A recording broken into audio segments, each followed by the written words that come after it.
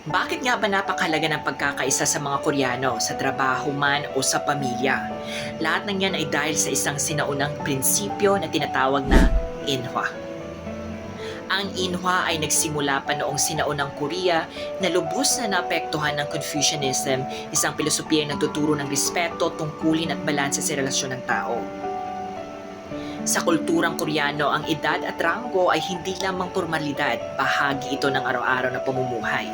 Ang Inhwa ay tumutukoy sa pagpapanatili ng kapayapaan, pag-iwas sa alitan at pagbibigay halaga sa kapakanan ng nakararami kaysa sa sarili. Itinuturo ng Inhwa ang mahinahon na komunikasyon, pagtitimpi at pagkakaunawaan.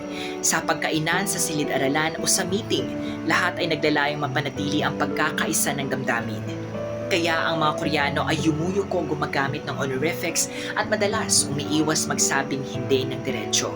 Hindi ito pagiging paligoy-ligoy, ito ay pagiging magalang. Ang Inhwa ay hindi lang bahagi ng kasaysayan, ito ay buhay na buhay pa rin ngayon.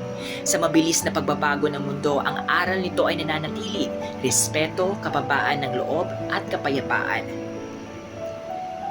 Inhwa, ang paalala sa atin, hindi ang malakas ang laging tama, kundi ang marunong makinig, umunawa at magmahal. Ito po si Oben Lim para sa The Intangibles.